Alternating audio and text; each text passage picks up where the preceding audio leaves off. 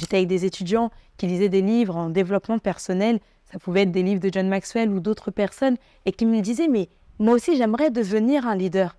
Et puis je le regardais, je lui disais « mais mon ami, tu sais que à ton niveau, tu peux déjà être un leader. Rien qu'être engagé dans ce programme de transformation de la Papouasie-Nouvelle-Guinée, ça fait de toi une personne visionnaire qui va amener d'autres personnes à rejoindre ce mouvement. »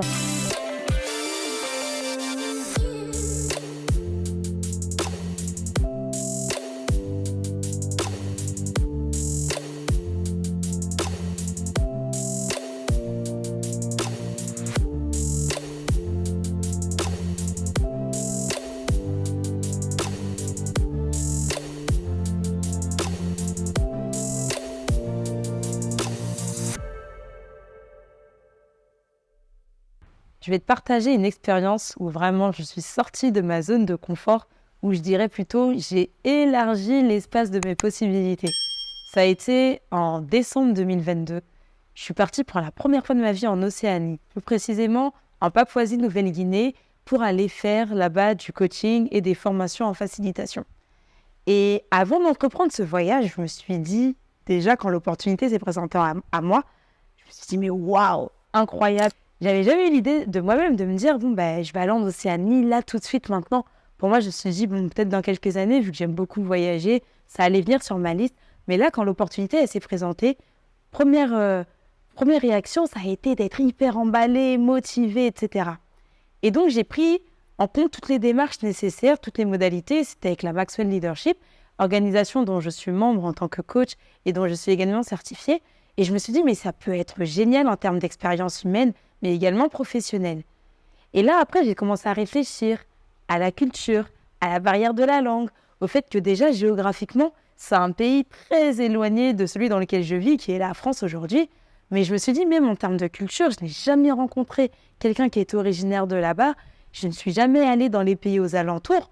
Peut-être que j'allais avoir de la difficulté à délivrer le contenu que j'étais venue délivrer et à connecter avec les personnes qui étaient sur place.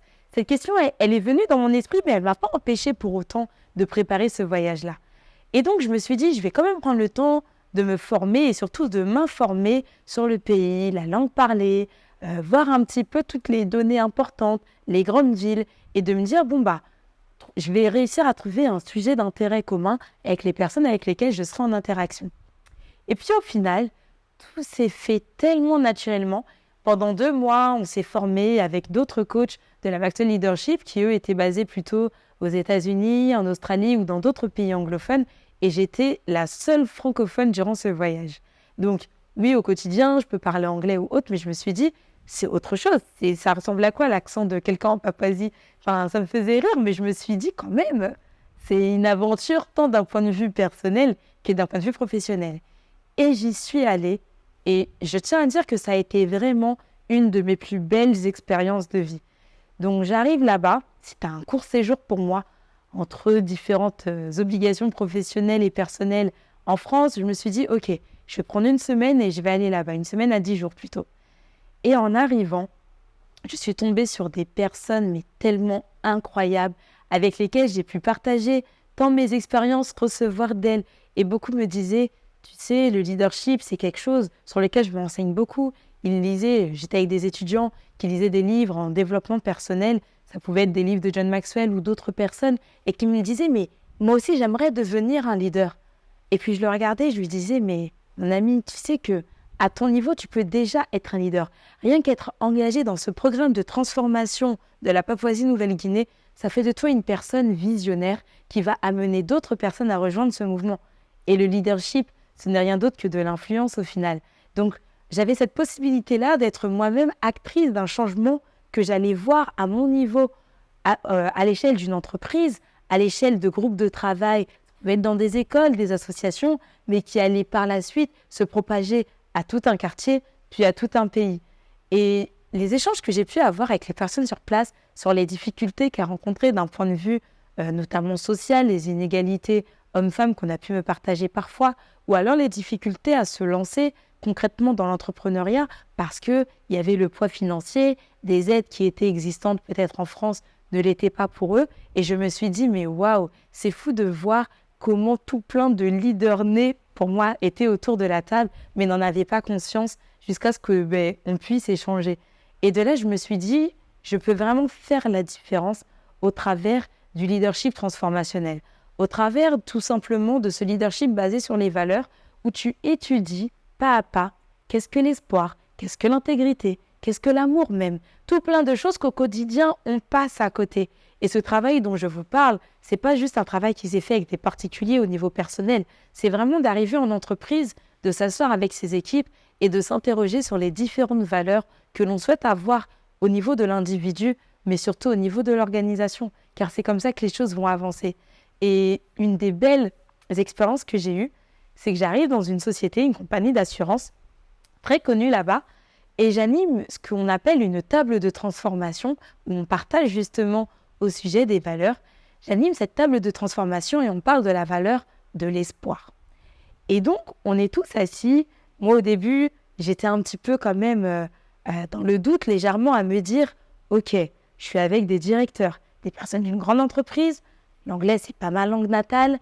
Je n'ai pas l'habitude forcément d'exercer avec d'autres entreprises en Papouasie.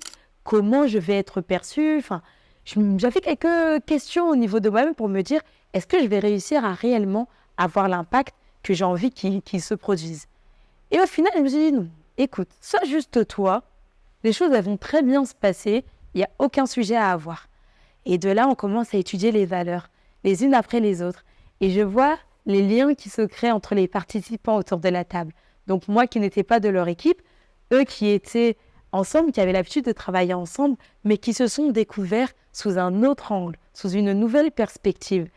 Et puis de là, il y a l'un d'entre eux autour de la table, on devait être à peu près 8, et il me dit « Tu sais, ce travail de transformation que l'on fait actuellement avec toi au niveau des valeurs, on va l'intégrer comme étant un process interne au niveau de l'entreprise à tout stade de la hiérarchie. » Et là, je m'arrête, je me dis « Attends, ça fait à tout casser 1 à 2 heures que je suis assise dans leur bureau, qu'on est en train de parler de leadership, de facilitation, de coaching, de formation, de tout plein d'outils qui peuvent être à la disposition de l'entreprise pour améliorer tant sa productivité que l'épanouissement de ses salariés, mais également à plus grande échelle le développement des individus au sein du pays.